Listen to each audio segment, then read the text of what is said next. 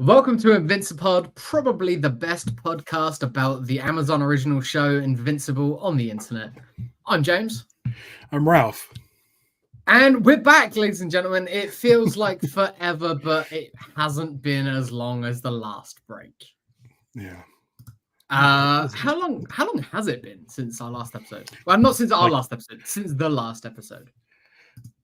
Like 3 months, 2 months? Something like that, not very long. No, not very long. Ended... But also, where there are only 4 episode blocks, it goes by so fast. So it almost feels like it's been like 2.5 years. Yeah, we went through like a couple holidays there. Yeah. Went through like a lot of life in the time between seasons 1 and 2. So you know. Yeah. It's back. It's totally back. And I'm excited. I think it's very obvious now watching this episode that this wasn't a planned break in between, like mid-season break. I think they had a natural point that they could take a pause, but it wasn't like they always were baking it in to do a mid-season break, because otherwise, like if you're not completely up on it, you might be sort of a little lost with some of the plot threads, because there's a lot going on in this show. So I just realized the only people in the chat are our alliance. Yeah. Oh wow. Yeah, we're all here, guys.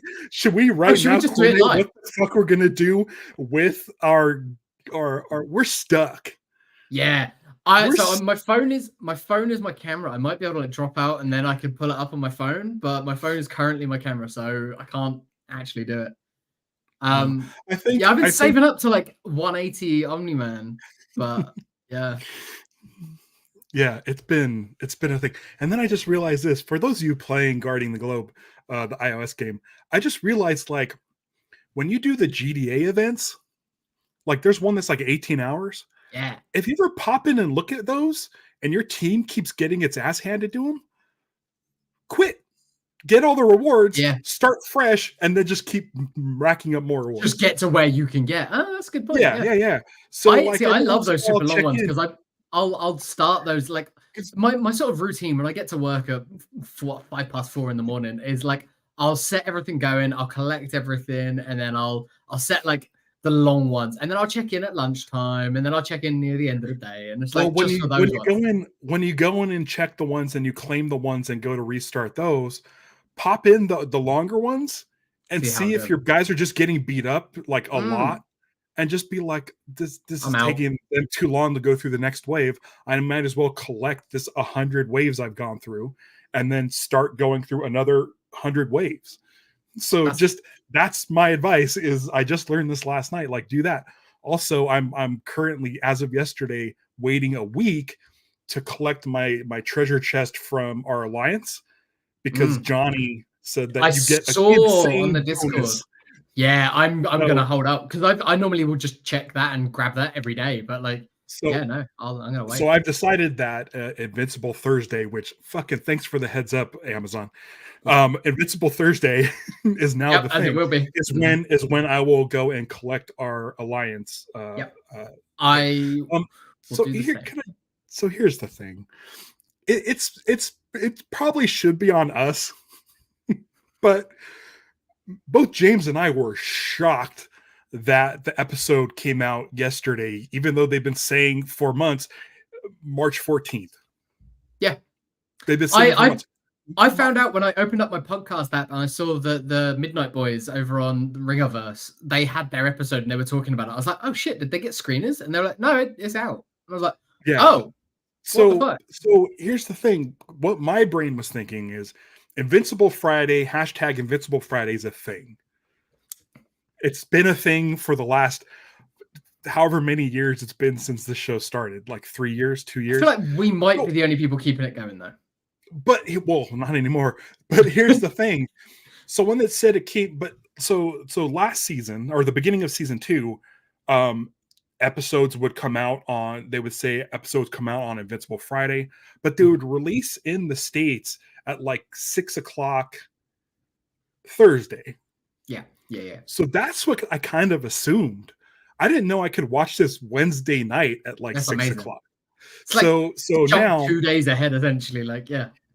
So this is going to be our only Friday show, which is amazing because we were going to have sort of a conflict. Somewhere to be. I wasn't going to be able to do next Friday because I'm away. I'm in Bristol at some event next Friday. And then it's not for Star Wars Unlimited. Don't worry. I was going to say it's some event. Like you were really embarrassed to say what it was. Oh no, it's a music thing, but I don't really know. It's like it's not like Glastonbury where we would know what it is. Okay. Yeah, no. So Glastonbury is in the summer, and then there's the other festival that I go to, Boomtown, which is more local. Oh, the people that run Boomtown have like a permanent art and music installation thing in Bristol, and yeah, so we're going to that, and then there's some like dance night, like loads of drum and bass and stuff that later that night that we're going to. So it's a whole thing. It's been booked for ages, and then they dropped the dates, and I was like, "Shit, I can't do that Friday." But now we can. And then also, we can do Thursday. We're gonna be Thursdays. Yeah, Thursday. So now it's gonna be Thursdays. The season finale is like 2 days before my birthday, and I've got some friends coming over, and we're gonna do our Avatar RPG that we've had going for a few years now. But I was gonna do that after the podcast. Now I don't need to worry about that. So it's all good. It's all coming up Millhouse. Yeah. Plant World just kind of swapped with this world because White Supremacy World got cancelled and all the changes worked out. If we figured this out like an hour earlier yesterday, we probably could have done this yesterday. But I was just like, I literally woke up like at 8 o'clock, and I was like, I can't rush this. Can't cram it. And I would have been cramming it in my last hour of work and then just jumping straight on. It's like neither of us were in the right headspace to do that. So yesterday I saw 2 days of podcast back to back. We didn't want to do a third. Yesterday I saw Invincible HQ use the hashtag Invincible Thursday, and I felt like betrayed. Yeah. We've been trying to keep Invincible Friday a thing. Just like do it as Invincible Friday -1, like, or something like. Yeah. So anyway, we tried so hard to keep that hashtag going. Yeah. So we're here. There's a brand new Invincible, and I gotta tell you, I'm excited, but I'm also a little mad. Okay. I'm a little mad at the show Invincible. We mentioned that I've managed to sucker Jeremy Kelly into buying some Star Wars Invincible cards, and Lucha Johnny is also in, but playing on Force Table. Get some cards, dude. It's great fun. You're a little mad. Why are you mad? This is Jeremy the second time this week that you've started an episode saying that you're mad. Oh, why was I mad? I was mad at myself. Yeah. For the last episode because I didn't invite those guys on sooner to be on our other show. I showed up anyway. I'm mad because like I've been playing this game, and I've been taking a shine to Shrinking Ray.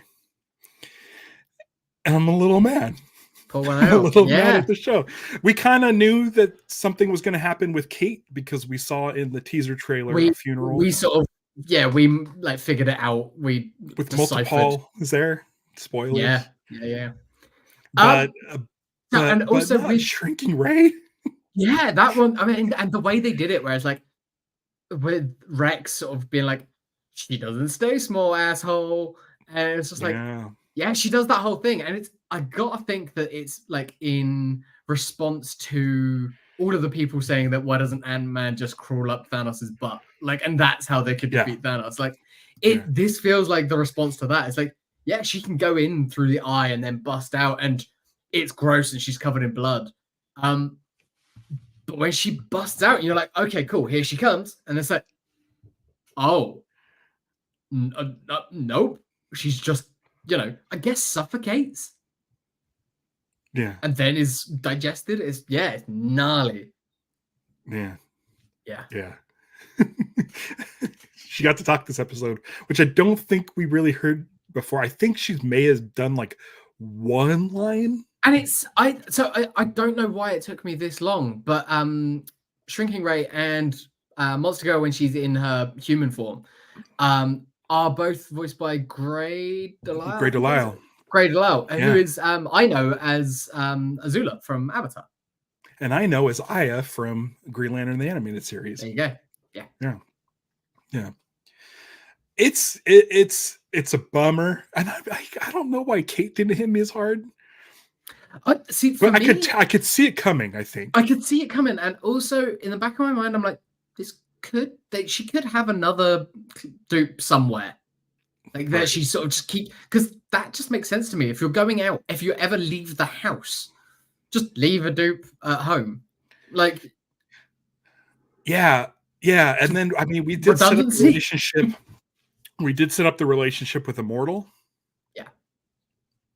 Yeah. So and, I don't know.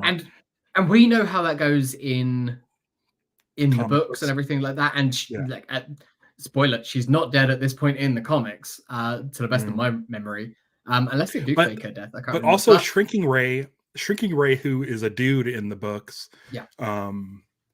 And I've been I never a thing. Never really. Shrinking Ray was never a big deal. He's very much a background member of the team, like not really, never prominent. Yeah. And probably the most exposure to Shrinking Ray I've had in any form of medium is the game. Yeah, totally. But it's like Kirkman, I've been building her up. Yeah. I've been trying to max her out. Yeah. And this is what you do to us. And I feel like he knows that. Mm-hmm. Of course he does. I feel like he knows that. Or at least the developers of the game have a similar feeling as Kirkman, where it's like, because I'm going to make you fall in love with these characters before murdering them. Because there's a lot of characters that can be in the game. Yeah. And to put Shrinking Ray in the first, like one of the first people you can get, I feel like Kirkman's like, oh yeah, put her in. Like he knew. Yeah. He knew. And I was like, oh man. Like her glasses better in the game. Like her thick brim glasses in the game. Yeah, they're cool. But it's a bummer. It's a bummer. Yeah. And there's a few things that are a bummer in this episode. Like not in a I'm mad at it way, but in a oh man, that sucks. Like from sort of base level stuff of Mark was gone for 2 months and missed some stuff. Amber's granddad passed away and he wasn't there to comfort her. Like these feel like cracks that are forming in that relationship. Right, but she's handling it way better than season 1 Amber. And better than book Amber. Like she knows, and I feel like she's just appreciates being on the inside and in the loop with Mark and everything that's going on. He doesn't have to lie to her. I feel like we got to a point where we like that relationship, but readers of the comic might want to be pushing towards something else sooner than later. And there's some hints at that as well in the show. But I think things like that, things that it's not. I feel like even when they do break up in the show, it won't be a mad blowout. It'll just be like look, this doesn't work. You've got that life. You need to continue doing that life. What you're doing there is important. We don't fit into that lifestyle. Yeah, she said she knew what she signed up for. He's completely transparent with her now. He's so transparent with her now. Like he doesn't even tell William yet what he went through over the last 2 months, and then we cut to his conversation with her, and he's told her everything. So they're on a it's a relationship of trust and of letting each other know what's going on fully. She says she understands what she signed up for, but she's going to have needs that Mark isn't going to fulfill. Nothing against him. It's just something that they're going to just need to. I mean, I want them separated because I know where the book goes, and I can't wait for that to happen because So, it's good. Another thing that sort of happens in the book, and we were wondering how it would play out with this for the TV show version of the character is the Mark's brother. Yep. And Debbie. Yeah, you thought there might be a bigger change than the way that it works. And it's not a 1-for-1 for how it is in the book. If anything, this feels maybe a bit quicker than it did in the book. But still, like, they are going with the Debbie's gonna raise this kid. Kind of cool with it. And it's a similar thing to Mark's reaction to Nolan, where it's like, fuck you, I hate you, I'm glad you're okay, I'm worried about you. Right. And I feel like Debbie is going through that similarly. She has the probably benefit of him not being there in front of her. Yeah. Because I think it's different. You can forgive someone, and then as soon as you see them in person, it's like, nah, fuck this, fuck you, I don't want any part of this. Whereas now, where she sees this, and it's that whole raising someone else's kid situation, it's like, I'm not going to abandon the child, for Christ's sake. Like, right, it's the performance. I think the performance, like Sandra Oh, is like, she has been way more devastated and has gone through way more shit than the comic book version. Yeah, but also, like, she's not a monster. No. so this kid, like, and there is some time jumps in the conversation. Yeah, and I feel like we don't know the full conversation, but that 2 months as well that she's gone through. She's gone back to work. She's given a bottle of wine, and then she's like, "Oh yeah, I love it." And then she thinks about it. So I feel like they've got her. They're showing that is sort of a shorthand for she's sorting herself out. She's getting there. Yeah. She's yeah. But she does save the wine for the conversation, which I thought was funny. And that's fine. That's healthy. It's just she's not, like, drinking herself into a stupor every night. She's having a conversation with her son about some serious shit, and through her that warrants a glass of wine. Yeah. And this didn't, like, sort of reignite anything. It was kind of like, I mean, listen, fucking Cecil wants that kid so bad, and it's like, oh hell no, there's no way. And the thing I love about it, and I don't remember if this was in the book or not, was essentially they keep doing this. They keep showing a Mark's clenched fist as if to remind people he's Omni-Man's son, and he's got all the power and can be as dangerous. Yeah. And Cecil knows that. And it's amazing that they're able to pull this off, because it's like Cecil has an army of Reanimen that could stop Mark. He's got contingency plans to stop Mark. But face to face with Mark, he knows that in a split second, he can't phase out of there fast enough to get away from Mark. Dead, he's dead. Like, yeah, that's it. Yeah. So it's like, it's still so fucked up that Cecil has some sort of, he may not have cameras, but he has some technology where he can see everything inside that house. He knows everything. He knew about the kid straight away. Like, and Mark's using that. Yeah. Mark's use that to, like, end a conversation in the hallway at his school. Yeah. We're just it's the brazenness, I think, at this point of Cecil. He's just like, I'm just gonna come in whenever I need to, whenever I want to. But then Mark being like, no, you're not. Yeah, it's the image of the clenched fist. I'm like, Mark in the comic isn't that kind of guy to use his power. He's not threatening in that way. Like, there's a show of force when he needs to, but it's always against the bad guy. But it's really like, great. Yeah, he's got some more agency. It's really great in the show. It's really great in the show to show, like, listen, like, Omni-Man is the most powerful. Well, I mean, Eve is, but she just doesn't realize what she's capable of. Not yet. Yeah. But it's one of those things where it's like Omni-Man is Superman. Like, imagine coming at Superman's gone. Imagine coming at Superman's kid. That's not smart. Isn't that close? especially if the Superman in this scenario has a history of temper and violence. So you're talking about Superboy. yeah. but it's just like, oh my god, like just seeing Cecil interact with Mark is like, it's in the books for sure. Yeah. But with Oh, Walton they Goggins have a and very Stephen Young, it's very good. and Mark and Cecil in the books and in the show have a very contentious relationship, but they also know why the other one is essential. They understand Yeah. why the other one has to exist. Like they both are completely essential for the protection of the planet and then the galaxy. Yeah.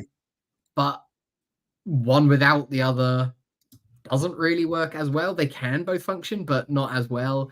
But it doesn't mean they have to like each other. Doesn't mean they have to agree with each other's methods. It's done so well, and the performances are amazing. Walton Goggins, like, just every time. I'm so like, I like the Fallout games, and I thought that trailer was cool. I like that there's more Walton Goggins than just him in the like behind the prosthetic masks and stuff like that. But yeah, just put him in everything. He's great. Yeah. We're fans. We're fans. If you haven't seen Righteous Gemstones, watch Still it. haven't. Yeah. Yeah. I've got such a backlog now that I'm not working nights. I'm way behind on a lot of things. Yeah. Have you watched Vice Principals? No. Watch Vice Principals. It's a nice short. I think the whole series is something like 16 episodes or something. Perfect. It's not very long. I can Danny McBride and Walton Goggins are like, yeah. They're either butting heads, which is just amazing to watch, or they're working together, which is fucking nuts. Yeah. Highly recommend Vice Principal. Nice, easy, just knock it out in a weekend show. Jeremy Kelly asked, so did Donald actually get choked and whatever, or was it a dream? I think that was a dream. I think that was I took it as he's found out about the fact that he's a robot inside now. Yeah. Or an android, I guess. But and that was just almost like a sense memory or a stress dream about what he could become if that body is taken over, like for nefarious means. Because again, that's the thing. With Cecil being the one who did it, it's like he's probably got some fail-safes built into that thing. Right. And if it is a dream, that's great, because it's like, it means he's not a full-on robot. His brain still working. Presumably. I think it was a dream. I think it was a dream. It was a dream. So the Lizard League in the comics was always kind of a joke. Yeah. And I'm like, I think I told Stevie that I'm like, oh, the Lizard Leagues are like a joke. They're just losers, like the Cobras. So when they set it up where Rexplode says there's not going to be two world-ending disasters happening at the same time. You knew that something was happening, yeah. And you're like, okay, something happens. But then when the Lizard League show up, I'm like, okay, it's just the Lizard League. And even we saw the clip in the trailer, because it's the die fast assholes. My pizza's getting cold. It's that line as well. It's like, okay, they're gonna go and tackle this. And I mean, Rex had a really good episode in general. Like, not everything he did was great, but like he was in it a lot. And when he goes and sees Eve and then on the shuttle, he was front and center of this episode, and it was good. It was cool to see. There was some throwbacks to the Atom Eve special with him like living in her room for a little while. But with the when picture of his family. But when he's the leader of that little small group, it doesn't go so well. I was surprised. Yeah. I could kind of see the Kate thing coming, because they're going through a lot of numbers, and I'm like, okay, well, one is still good. One is standing back and being good, but when she starts getting choked and not being able to phase another one, I'm like, oh no, he's ripping too many apart too fast. Yeah, and he's getting them through them before. Like, yeah, it bummed me out. So apparently the Lizard League in this is now more of a threat than in the comics. 100% more of a threat in the comics. Tatiana Maslany got cut in half. Will she regenerate into two because she's a lizard? Or maybe they just put her back regrow together. The legs. Yeah, just regrow the legs. Yeah, that'd work. Yeah, I was shocked too. Because my brain and like the way that I can remember the comics going is I think I know where the Mark and the stuff on Mars is going to head. But this side of the story and the Donald side of the story is so different that I don't know what's going on. I don't know what we're going to get here. So it's fun. Right. It's exciting to have story that I can't even have really an educated guess on, because even the other stuff is changed, and I'm sure that they'll do things differently. But yeah, I mean, I'm expecting most of the team on Mars to be leaving Mars next week, but we'll see. Right. Where is Monster Girl? She's on Mars. She went to Mars? Okay. Yeah, she was on Mars. Because when she's in a monster form, they can't like pierce her skin and stuff like that. They basically took everyone that was, had solid skin. I think because I was so shocked that the Lizard League just destroyed those people. I'm like, wait a second. She was okay. Monster Girl. She was okay. But I'm glad that they mentioned the fact that when she changes age. Like, that has an effect. And it's like, keep remembering that, because she needs to stick around in one form or the other. Stevie mentioned that right before she said it. She's like, wait, does she still like de-age as? And then they flat out said it in the scene. So I'm like, okay, good. Because I don't remember. I remember that Rudy was trying to take care of that. Yeah. But I don't remember if he found a solution or not. Not to my knowledge. Yeah. Yeah. Maybe, hopefully in the future. Maybe, who knows? Who knows what's going to happen with Rudy in the future? Like, Rudy in the future is whole other storylines that we can get to eventually down the line if the show's given long enough. Which here's my thing. We know we're getting a season 3. Yeah. I think we're gonna get I think they're gonna 4 and 5. That's a 4 and 5 next. I do too. And that might be that'd be fun. We've talked about a good event movie called that's it. The End of All Things, or The End. You could do at least one more of the those hour-long more than an hour and a half special movie type episodes. Just give me a couple more of those in between seasons, or every other season if season 3 does come quicker than the gap between 2 and 3. Rexpod special. Yeah, could do more. Could do some stuff with Alan. Like, there's a lot that you can do. Yeah, there's stuff we could do with Alan. Yeah, exactly. Alan's back. We knew he would be back. Very much enjoyed that scene with Alan, where he just sits up in the bed and it breaks just everything, because he's like huge now. Like foil. Yeah. Like, he's always been big and strong, but now he is ripped. Yeah. Yeah. I'm excited about Buff Alan. And then just the pulling off. It's so good. He's so good. And it's like, he's so good because it's not the classic Seth Rogen comedy thing. He's not once done his Seth Rogen laugh. But he's still funny. Yeah. But in a naturally funny way, and perfect for Alan way. And then Thaddeus obviously pulling off the beard. His disguise was to make his mustache a whole beard is funny to me. It was funny to me in the books. And I was like, oh shit, of course. Like, I didn't clock it. Like, no one else could have mustache. No one else could have a mustache in the whole galaxy. Yeah.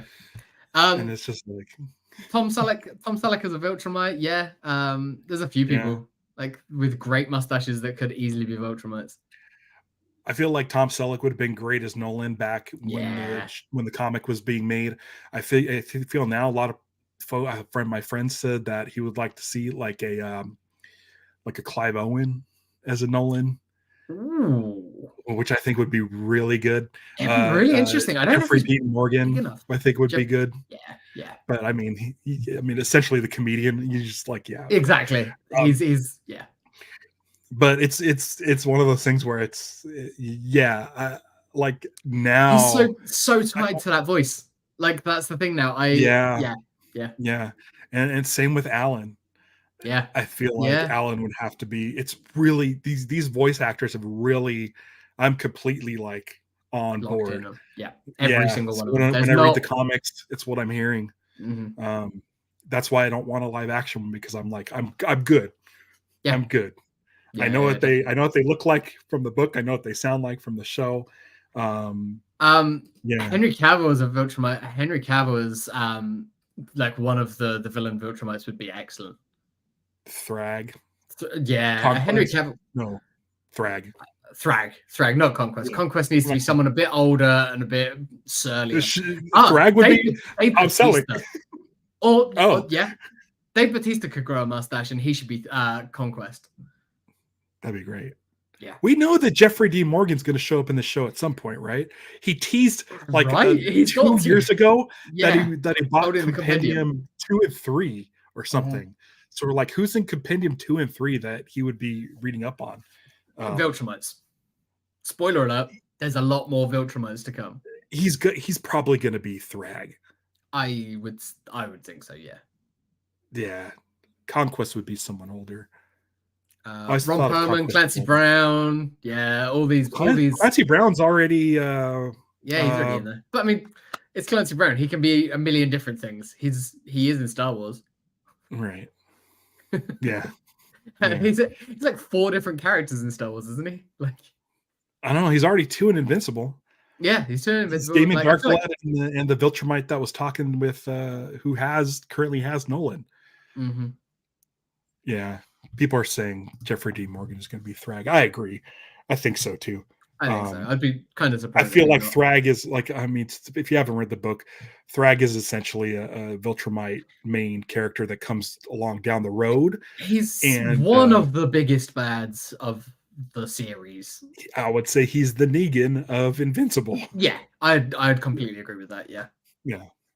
And I mean, there are many different big time villains. Some that we've already met, some that we haven't. But I'd say of the biggest of the threat that's been there from the start with the Viltrumites and everything, like right from the earliest arc, we know that the Viltrumites are the biggest threat, and he's the big dog Viltrumite. Yeah.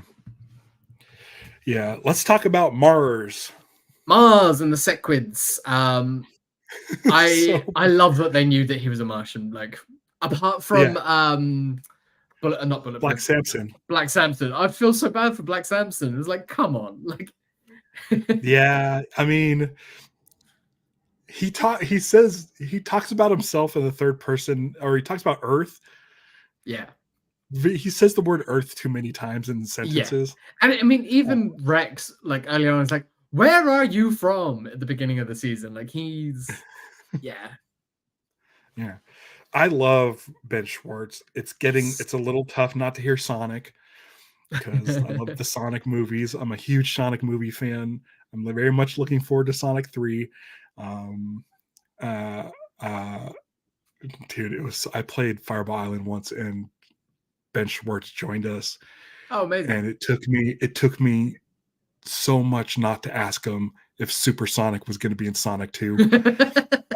And I kept saying to myself, I mean, of course Supersonic's going to be in Sonic 2. You don't need to bother this man on his day off playing a game with friends to embarrass yourself about Sonic 2. Of course Supersonic's going to be in Sonic 2. But I really want to know for a fact that Supersonic was Supersonic in Sonic 2? Of course. Okay. Of course. It shows up at the end. I don't think I've played a Sonic game since 1992. I might have played the Dreamcast one. Oh, they're good though. You just the first 2 Sonic games and then Sonic CD are the best. If you want to go deeper, Sonic Mania that came out a few years ago was amazing. Anyway, Ben Schwartz's greatest Sonic. Listen. Have some tacos, have plenty of drinks, do some other things, pop on Sonic, you might have a good time. Me, all right. I don't need that stuff to have a good time with Sonic, but they're really dumb. They know what they are. Yeah, fair. He breaks the fourth wall. It's Ben Schwartz being Ben Schwartz. That alone sells it to me. It's Deadpool for kids. Yeah. I would say. A ton of pop culture references. Luch Johnny says, okay. Sonic from Chip and Dale. Chip and Dale was fucking I have a question. Great. I love that film. Okay, then you might like Sonic. But I have here's a question I have, and this is what I was gonna bring this up a little bit ago when we're talking about voice acting.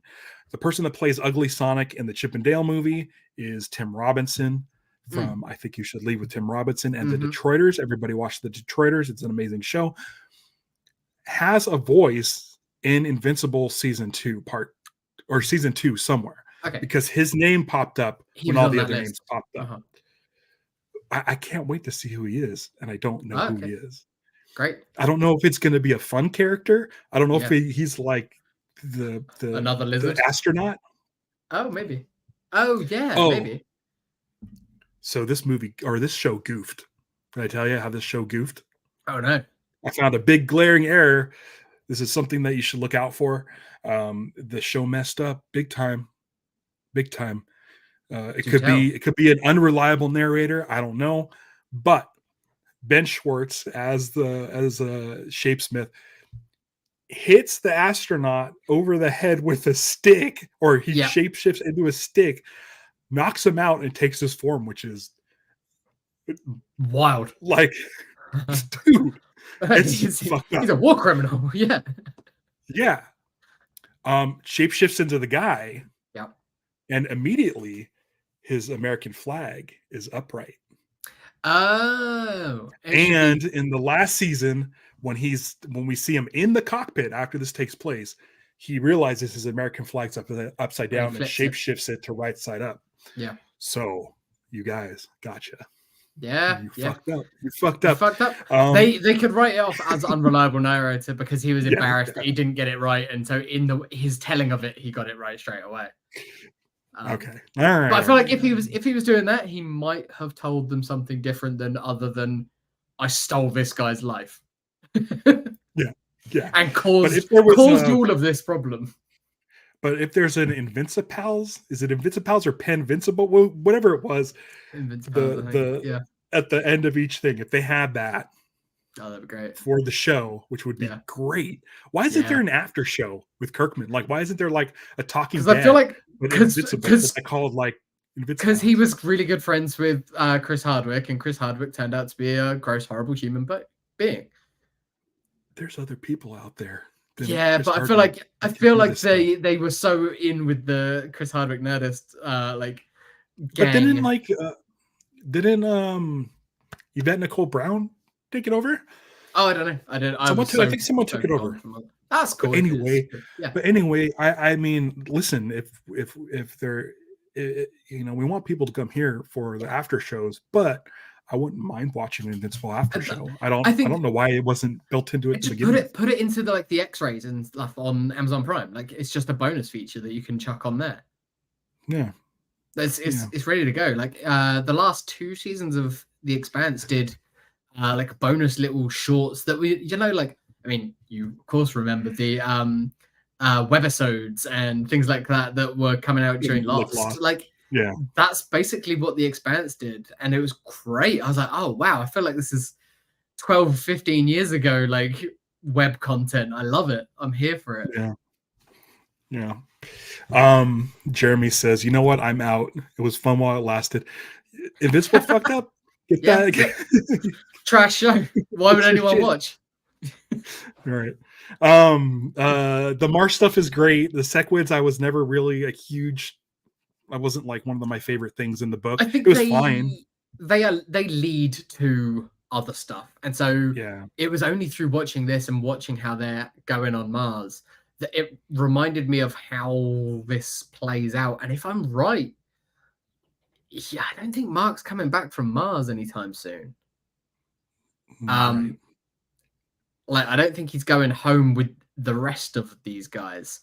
If I'm right with how things are playing out, and if they do the same thing, it will start to tie some of the other storylines together, which I think when there's 3 episodes left, there's a lot of threads. Yeah, they pack so much into these episodes. It's 3 hours of TV, and they get so much in. Like this episode, the fact that we start like almost immediately from where the last episode left off, and Mark is still on Thoraxia or whatever it is.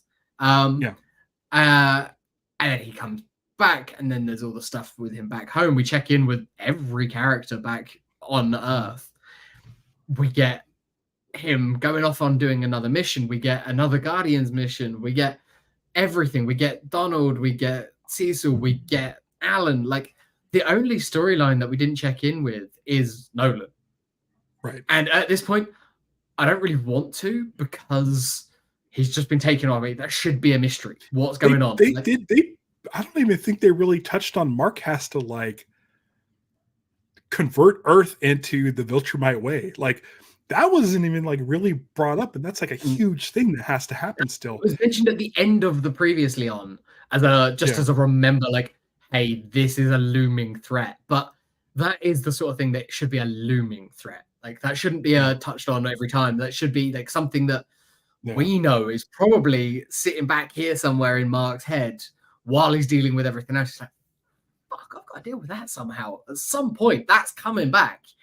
And that's how it was in the comics. You knew that every issue you're reading through 32 pages of this stuff, and you're dealing with this bad guy or that bad guy, and this arc. Oh my god, this is six issues of this now, and then now off on Mars. But you know that the Viltrumites are coming, and that it's a ticking clock that you don't even know how much time you have left, and that threat is scary because we've seen what 3 Viltrumites. We've seen what 1 can do. We've now seen what 3 can do. But I'm excited for the new beefed up Alan to get in the mix. Yeah. Alan's one of my favorite. And I mean, I feel like Mark is going to get to the rest of the Coalition of Planets this season. We're going to see that at least.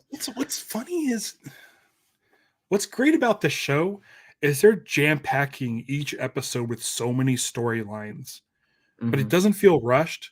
Like the scene with Eve and Rex was a really nice played out scene. So they're not just jamming this shit down your throat. They're not. No, they've got time to breathe. Characters have time to breathe. Mark's conversation with Debbie didn't feel rushed. No. You know, it still has weight. It's like, I think about it, in this show, for all intents and purposes, is made like a live action show. It's written that way, it's paced that way, it's like an hour format. It's a live action show in everything but the visual form. Like it's shot like it. But so here's the in terms of how much they get into an episode, you can watch an hour-long episode of TV and they wouldn't hit this much stuff. It feels like an early season Game of Thrones episode where you just got so many plot lines going on, and you follow them all. You know what's going on in all of them because they're all interesting and they're all distinct. And you know that when this one crosses over with that one also might intersect, and you reach these points where they all come together, and when they do, it's so satisfying. Yeah, and I don't think it's just because we've read the books and we know the characters and the storylines that we're able to keep track. I think it helps, but I think it does it is structurally, I think, amazing. So here's the thing: we watch Star Wars stuff, and we're like, we watch Ahsoka, and it feels like it's leading somewhere. For me, the final episode was like, what were you leading? Like, what was most the point people, of I think you're the these two characters? What was the point of these two characters, Bailey and Skull? Like, what were the point of them? Like, why? What were we leading to? Invincible is great because it has a really, really compelling comic book series that's started at issue 1 and ended with issue 143 or whatever. It's a very, very concise, very good, well-told story. There's some stuff gets it's no. I mean, yeah. I only say that because it's quite long. Like, but yeah. No, but it doesn't. It's concise in terms of it's done. It's finished. It's a finished thing. Yeah. And every story thread that's brought up, for the most part, get resolved. Yeah. Some longer than others. Yeah. Like, we still don't know what's up with that mummy from episode 1 or 2 or whatever it was. Early. I have a feeling we'll get there at some point. Maybe. But what they've done, like, I feel like they spent a really good majority of the time with a cork board with Post-it notes that have like every single storyline brought up in the comic book. Yeah. And they're like, which ones do we want to tell? Which ones are outdated? They've got the highlighted ones. They're like, they've got the highlighted ones that they know they have to hit. They started shifting them around so that each episode has a lot packed into it, but they know what they're going to do. They know where it's leading to, I guess is what I'm saying. We know how it ends from reading the book.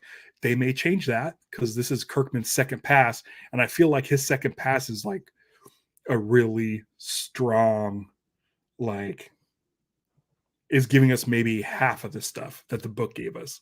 Yeah. But nothing. It doesn't feel like I'm missing anything.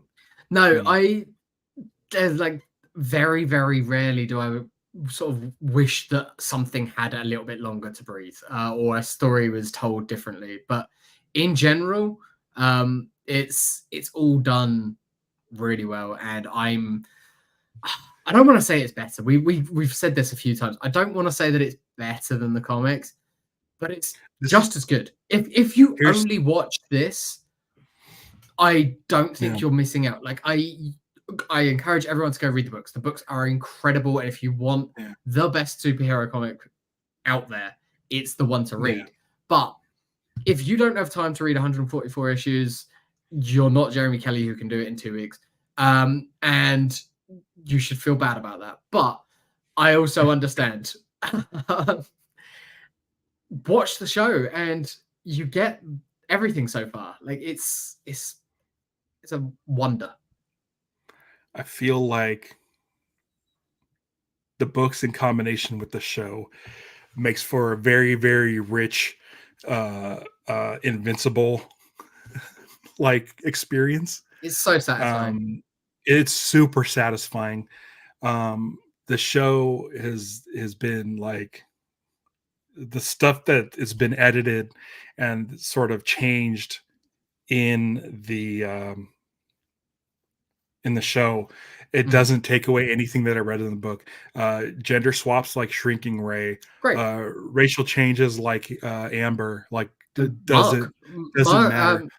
Mark and Debbie. Like, well, I kind of always thought of them as Asian Americans. Okay. Like I don't know, but I don't know. Maybe I just didn't see it that way. But I think a friend of mine told me that once. Like he's like, "Oh, I think they're Asian," but whatever. The whole like anything that's like they both exist completely in my head. One doesn't take away from the other, but it just makes for a really good experience. And I don't know how to describe. There's no other thing I think that does it that's done it like this. No. Like I'm a big fan of Green Lantern. I'm a big fan of like Jeff Johns' run on Green Lantern, and a lot of that was brought into the Green Lantern film, but the Green Lantern film is not that.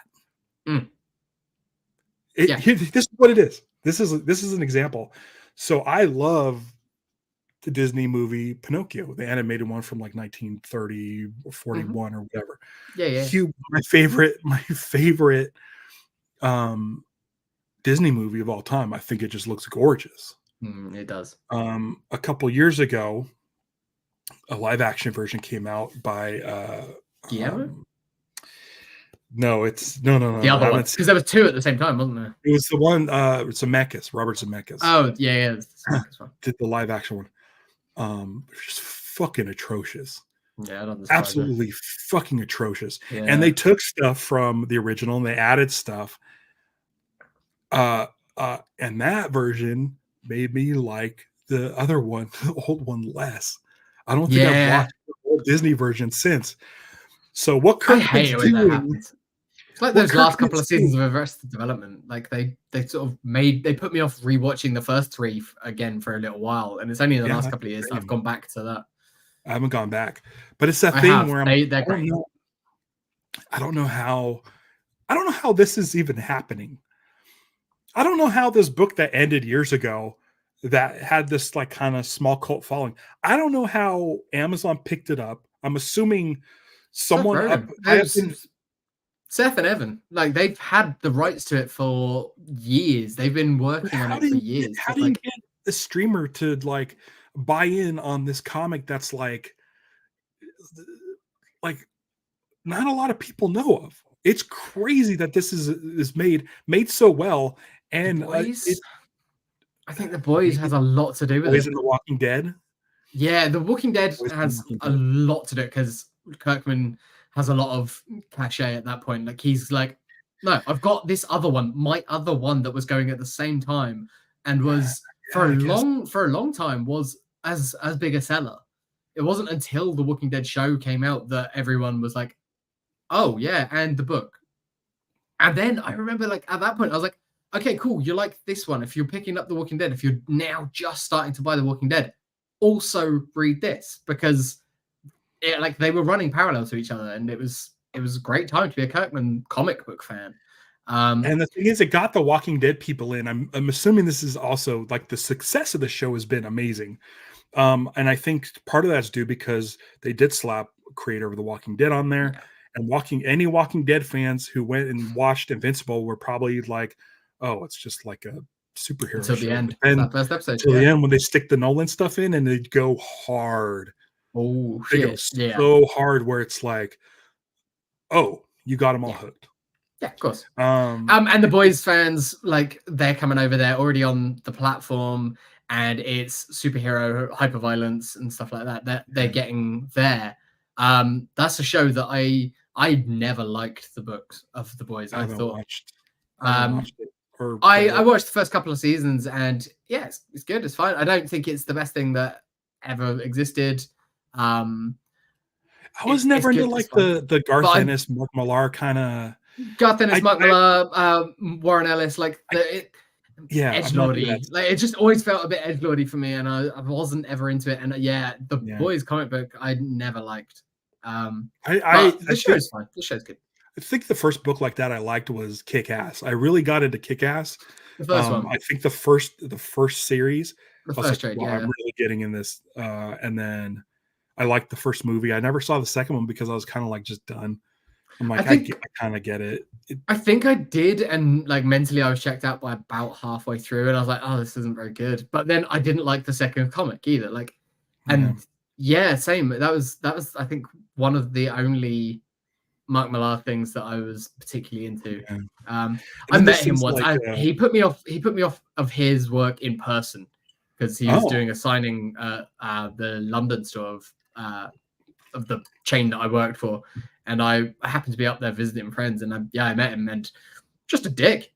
I don't know if he always is, but I know that some other people have had that experience with him, so it's not just me.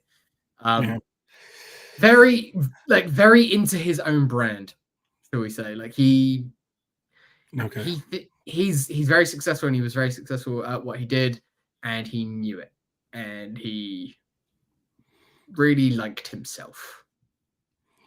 I live near Rob Liefeld.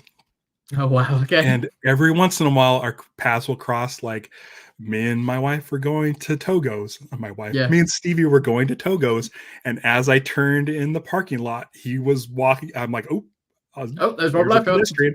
Rob Liefeld with his sketchbook and pencils. Oh, that's cool. Going to like the Starbucks. He goes, you've seen me wear the Blue Scoop Creamery hat. Yeah. It's an ice cream. It's a small local mom and pop ice cream shop right around the corner from me. I've seen pictures of him there, and with his sketchbook and pencils and stuff. So, and every time I've seen him, I've met. He's working on it. But he knows. Yeah, exactly. That just reminded me. That's the sort of thing. He knows the shtick now with him. I feel like there was a point where he became big. He blew up, and he kind of knew who he was. Had the Conan sword and all of that nonsense. The Guess jeans commercials. Hey, without Rob Liefeld, we don't have Invincible. So Right. Yeah. But every time I've seen him, I've talked to him a couple times. He's a nice guy. Like you can't. I mean, hey, listen, I can't draw feet either. I would love to be a comic book artist with using my current skill set. That's not going to happen. It worked out for him. Yeah. And speaking of like hyper violent comics that are like over the top and like naughty for naughty's sake, Deadpool 3's coming out. You gotta be honest. I'm excited about it, and I think that has to do because Ryan Reynolds is super charming and fun as that character. Yeah. So I'll watch that. I'll watch Deadpool because it's fun. I like Ryan Reynolds Deadpool more than I ever liked the comic book character Deadpool. Right. I was never into it at all, but he's really good at it, and it's fun. But I'm not. Jeremy, we got to go to Blue Scoop. You're close enough. There's one in Brea now, which I think is closer to Jeremy. They now have 2 locations. But so, I mean, yeah, it's on my list of places that I want to go when we do manage to get over there. Hopefully this I haven't year. met a lot of creators, but Jeff Johns did come to our store to do a Blackest Night signing. The day that book launched, which was fucking the biggest book on the planet. It was. Dude was 2008? Was that 2008? Yeah, dude was the nicest guy. So like, here's the thing: like, you can't be nice. Like, people, you can't be nice because the biggest name in comics on the biggest release of his biggest book for the biggest storyline in comics. It was the biggest thing in comics from the big two, for sure. Yeah, and came to our store in like Buena Park at like 3 p.m. Stayed for 4 hours, made sure the line that went around the block, every single one got signed. Right. When we closed the shop late, he while we were closing up the register and doing all our closeouts, he wandered into the books and started signing his name on any one of his books, and then took us out to dinner. Oh, wow. On his dime, took us out for Mexican food. And I told him, he's like, so what are you guys reading? Studios and stuff like that. So it's like, this is still comic book creator Jeff Johns. So Jeff Johns, while we're sitting there eating, waiting for our food, he asks, what are you guys reading? And I tell Jeff Johns, you have to read Invincible. Yeah. And he's like, oh, I've heard it's good. I said, yeah. I told him, just make it through like the first trade. And he's like, oh, that's kind of a big ask. I'm like, no. It was only a 4-issue trade. I said, there's something. I'm like, there's like story changing things that happen towards. I keep thinking it's later in the book. It's the Nolan stuff. We can talk about it. We know that Nolan is a bad guy. I think it's the end of the second trade. Yeah. Yeah, whatever it was, I told him. I said, just make it through this. And he's like, two trades, like that's. I'm like. Breezy. I'm like, listen, I tried to convince him. I don't know if he took my advice, but Jeff Johns, if you're out there, if anyone knows Jeff Johns, he doesn't show up on Twitter anymore because people are assholes.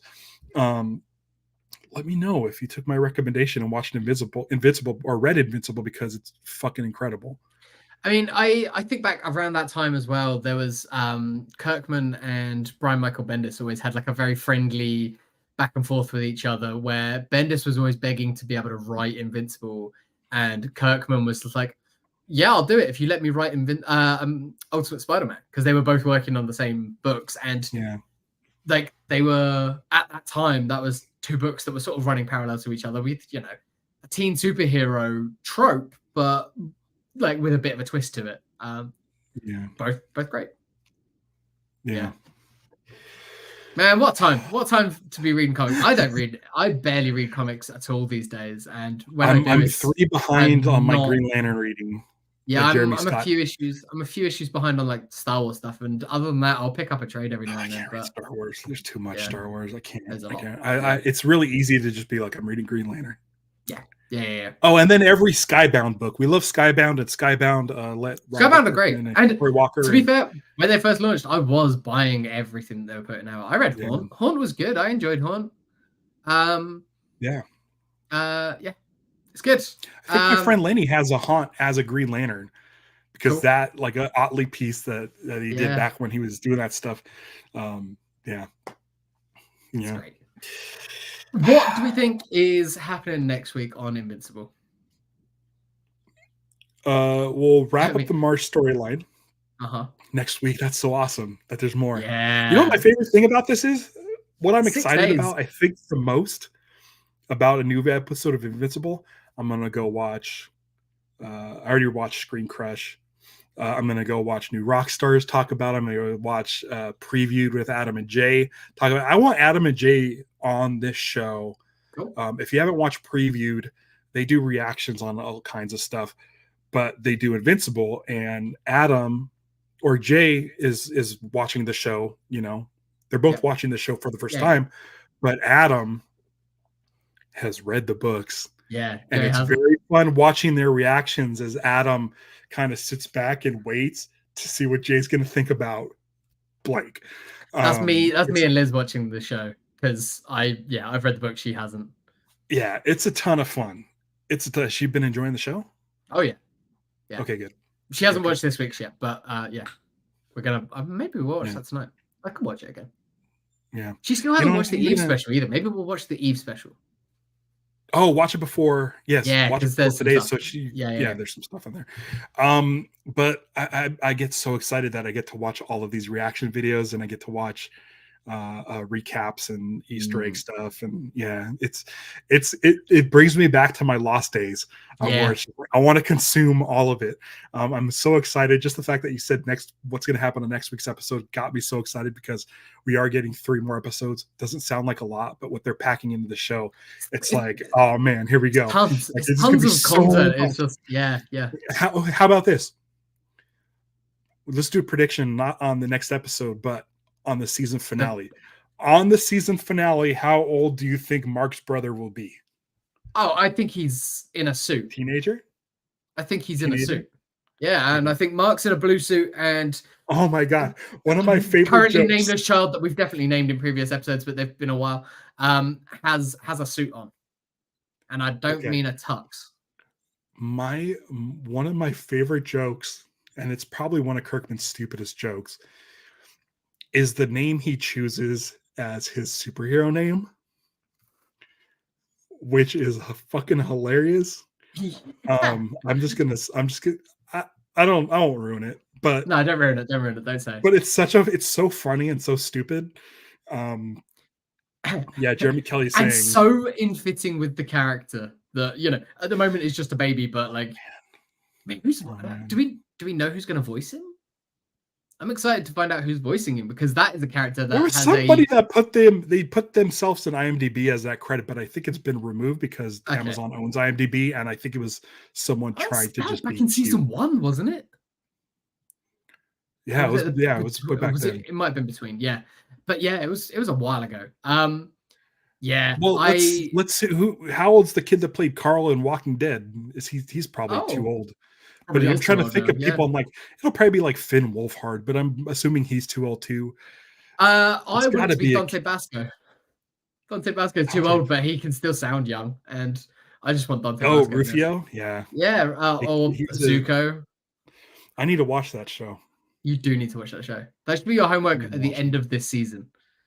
Okay. And then we can do like an Invincipod presents Avatar special. Also, Green Lantern ties. Green Lantern. So many ties. Like not just voice, but like everything, everyone. Yeah. Great. I love this goddamn show so much. That's gonna do it. Makes me so happy too. Yeah, me too. Yeah. So what have we got up next? I have got an episode of Thursday at 10 Pacific time. Thursday at 10 Pacific, 5 p.m. GMT, still in GMT. And then after that, we'll be at our 9 o'clock time. Yeah, Pacific. Still 5 p.m. Tuesday I've got Top 10 Tacos coming out, because I'm gonna go eat some tacos tomorrow evening. Every time one of those drops, I get a text message from Stevie in all caps: new Top 10 tacos with like 10 exclamation marks. Just amazing, great. I mean, next 2 weeks we've got one this Tuesday coming, and then the following Tuesday there'll be. I feel bad that you have the Tuesdays. No, don't. It's nice. It gives me a chance to like edit it without having to rush and do it. It's nice. It's a nice Monday morning job for me. Lucha Johnny just finished consuming all things Avatar and Korra, and that's great. It's the best. That's still my favorite show of all time. I should do that. Well, mine is Invincible. I think it's the best. It's up there. It's so far up there. I'm pretty sure it's my favorite show since Lost. That's great. I love that. Yeah. I haven't been this excited. It might be my favorite new show. It might be my favorite new show since Lost. Because Avatar came out just before that. I didn't watch it until after Lost, but like it came out before that, so I can do that. Do you remember how we end the show? Because I do. I totally remember how we end the show. Okay, cool. So guys, thank you for joining us. Follow us on Blue Sky. Share the podcast, like the podcast, do the rating and reviewing and all that stuff. But tell people about it, and tell people about Invincible. And we will be back on Thursday with another episode of